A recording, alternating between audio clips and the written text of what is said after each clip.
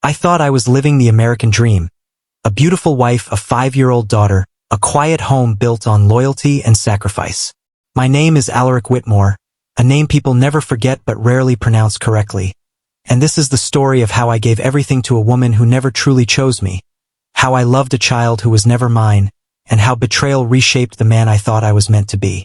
I met Serafina Caldwell on a cold December evening in Providence. Our families had arranged the marriage after her father's company merged with my uncle's construction firm. It was modern on paper but traditional at heart, contracts signed, expectations sealed, and emotions left to grow on their own. She was breathtaking, the kind of beautiful that made rooms fall silent, porcelain skin, sharp green eyes, dark hair that spilled like ink over silk dresses, and when she smiled at me that first night I convinced myself I could build a life around that smile. We married within 6 months, moved into a tall gray house overlooking Narragansett Bay, and a year later our daughter Isolde was born. Tiny fingers, soft curls, eyes so bright they looked like fragments of summer trapped inside a winter sky. I held her in the hospital room and cried, promising to protect them both, promising to be the kind of husband and father who never leaves. I gave up everything, my dream of opening my own architecture studio in Boston, late-night poker games with friends, weekend road trips on my motorcycle. I sold the bike, closed my design portfolio, took a stable management job at my uncle's firm so I could be home every evening, cook dinner, bathe Isolde, massage Serafina's shoulders when she felt overwhelmed. When she had migraines, I dimmed the lights and sat beside her in silence. When she felt anxious, I stayed home from work meetings. When she cried without explanation, I held her until she slept. But love should echo, it should return to you in some form, and mine never did. Serafina treated me like furniture, dependable, useful, unnoticed. She never asked about my day, never remembered the stories I told about my childhood, never noticed when I stopped talking altogether. Even Isolde, my sweet girl, would run past me to her mother, calling for her, clinging to her, looking at me like I was a babysitter who overstayed his welcome. I told myself children are naturally closer to their mothers.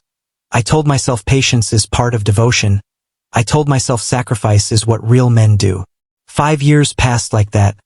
5 years of quiet dinners, half-answered conversations, cold space in a king-sized bed. Then the first crack appeared. It was a Thursday evening. Serafina said she was going to a book club. She wore a red dress I had never seen before, perfume heavier than usual, lips painted darker than I remembered her owning. I offered to drive her. She refused too quickly. When she left, she forgot her tablet on the kitchen counter. It buzzed once, then again. I did not intend to look, but I did. The screen lit up with a name saved under a single letter. C. The message read, I miss you already. I can still taste you. Wish he knew the truth. My hands went cold, my chest hollow, but I told myself it could be innocent, maybe dramatic humor, maybe a misunderstanding. I unlocked the device with the passcode I knew, our daughter's birthday, and I saw everything. Photos, messages, voice notes. Caspian Rowe, that was his name, a private equity consultant from New York. Charming smile, expensive suits, the kind of man who flies first class and never checks price tags. Their conversations stretched back 6 years, which meant before our wedding, before Isolde, before I had even said my vows. They shared jokes about me, mocked my simplicity, called me safe, predictable, necessary for stability. Then I found the message that stopped my heart. She wrote to him, sometimes I look at Isolde and I see you. She has your eyes, your stubborn chin. I wish you could hold your daughter without hiding. Your daughter. I could not breathe. I scrolled frantically until I found it. A paternity test dated 4 years ago, positive probability 99.98%. Caspian Rowe listed as the biological father. She had known, he had known, everyone had known except me. I sat there in the quiet kitchen, the sound of the refrigerator humming louder than my pulse, and something inside me shifted, not shattered, not exploded. It hardened. When Serafina came home that night, I said nothing. I kissed her forehead, asked about the book club, watched her lie without hesitation. For the first time I saw her clearly, not as the woman I loved, but as the architect of my humiliation. Revenge is not loud. It is patient. The next morning I called a lawyer, discreet, ruthless, recommended by a colleague who once whispered about corporate espionage over whiskey. I ordered a private DNA test without telling Serafina. I gathered financial records, screenshots, copies of every message. I moved money quietly, protected assets that were legally mine, documented the years I had been primary caregiver, the school pickups, the medical appointments, the receipts with my name signed at the bottom. Then I reached out to Caspian. I requested a meeting under the pretense of discussing an investment opportunity. He agreed. Arrogant men always do. We met at a glass-walled restaurant overlooking the harbor. He recognized me instantly. His confidence flickered for half a second, but he masked it with a smirk. I told him I knew everything, showed him copies of the messages, the paternity test, the timeline. His face drained of color. I informed him that in this state, paternity fraud combined with documented emotional damages could become very public, very expensive, very damaging to a man whose clients value discretion above morality. He offered money. I refused. What I wanted was acknowledgement. I made him sign a sworn statement confirming biological paternity and the affair's timeline. I made him agree to testify if required, and I recorded every word. The confrontation with Serafina happened 2 weeks later.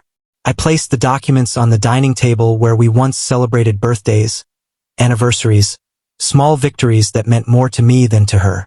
Isolde was at kindergarten. She tried denial first, then tears, then anger. She accused me of invading her privacy, of being insecure, of failing to excite her emotionally. I listened without raising my voice. When she realized I had legal proof, when she understood that Caspian had already cooperated, her composure collapsed. You were stable, she whispered, you were safe, I needed that. I looked at her and finally understood. I was never her husband. I was her shield, her insurance policy, her cover story. The divorce was brutal but swift. With evidence of deception and documented caregiving history, the court granted me financial protection and partial custody. Though biologically Isolde was not mine, legally I had been her father for 5 years. I chose to keep shared custody, not because of Serafina, but because love does not disappear just because DNA disagrees. The hardest moment was explaining to Isolde in gentle, age-appropriate words that families can be complicated, that adults sometimes make mistakes, that I would always be there for her no matter what. She cried in my arms, and for the first time she clung to me, not out of habit, but out of fear of losing me. Serafina moved to New York eventually, chasing the life she thought she deserved. Caspian's firm quietly distanced itself from him after certain allegations reached the wrong ears. Reputation is fragile in his world. As for me, I reopened my architecture portfolio, rented a small studio in Boston, started designing again, slow at first, then with fire I had buried for years. Pain has a way of sharpening vision. I am no longer the man who sacrifices himself to earn crumbs of affection. I am the man who survived betrayal, uncovered truth, and rebuilt with his own hands.